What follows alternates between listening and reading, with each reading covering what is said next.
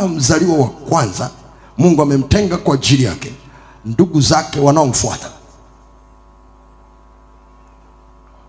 na wenyewe wanaenda staili hiyo hiyo. Unasema maana yake ni? Maana yake ni hii: ndani ya mzaliwa wa kwanza kuna nguvu ya kuambukiza, la sivyo asingekuwa mtangulizi.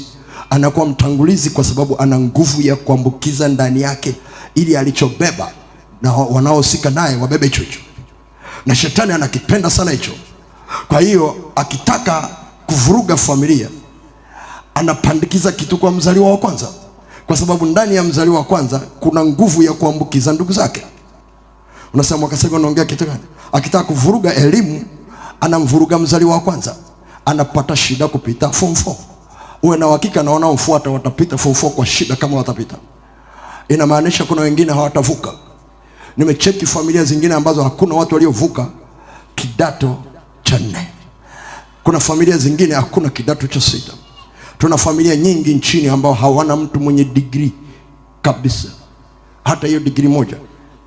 Wanazaliwa wanakufa miaka na miaka, hakuna kwenye familia mwenye degree, na mnaona ni kitu cha kawaida. No, tafuta lango lilishindwa kuvuka hapo, na kwa sababu hiyo limeambukiza wengine wote, na mnapata shida kupita.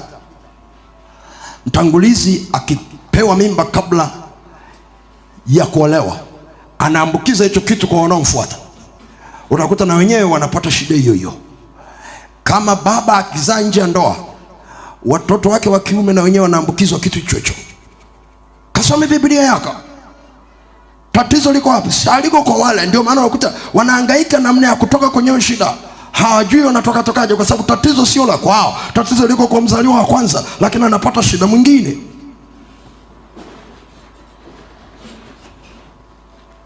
Bwana Yesu asifiwe.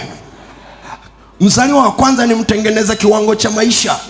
Ndio maana anasema ni mtangulizi, anatengeneza kiwango cha maisha cha familia.